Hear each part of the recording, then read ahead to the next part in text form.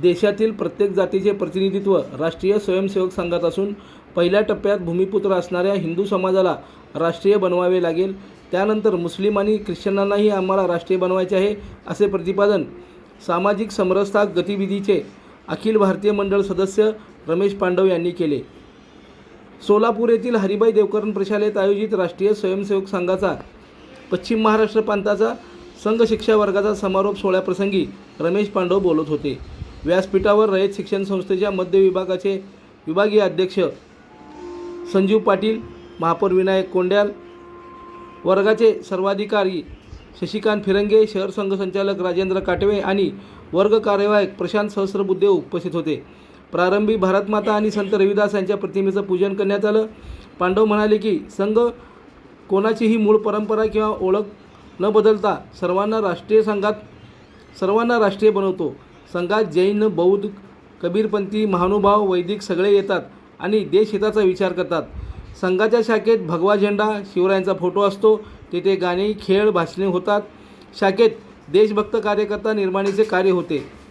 बेसावध अवस्थेतील हिंदू समाजाचे लचके तोडले जात आहेत, म्हणून समाजातील प्रत्येक स्त्री पुरुषाने शस्त्राचे प्रशिक्षण घेणे गरजेचे आहे। हिंदू समाजाने आता स्वतःचे बलस्थान जागृत करून संघटित झाले पाहिजे, असे मत पांडव यांनी व्यक्त केले।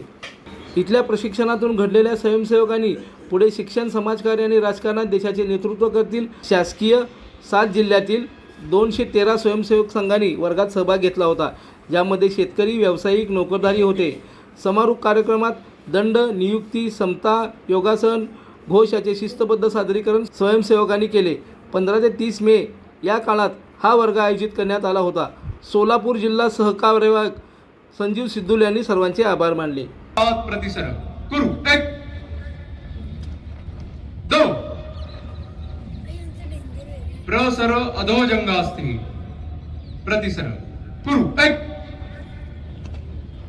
2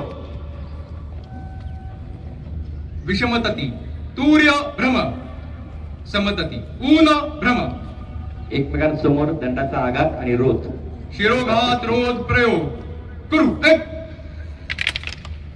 2 समतति आघात करेंगे कुरु 1 2 कुंभाघात रोध प्रयोग कुरु 1 2 समतति आघात करेंगे कुरु 1 2 लाईक करा, कमेंट करा आणि हो सबस्क्राईब करायला विसरू नका।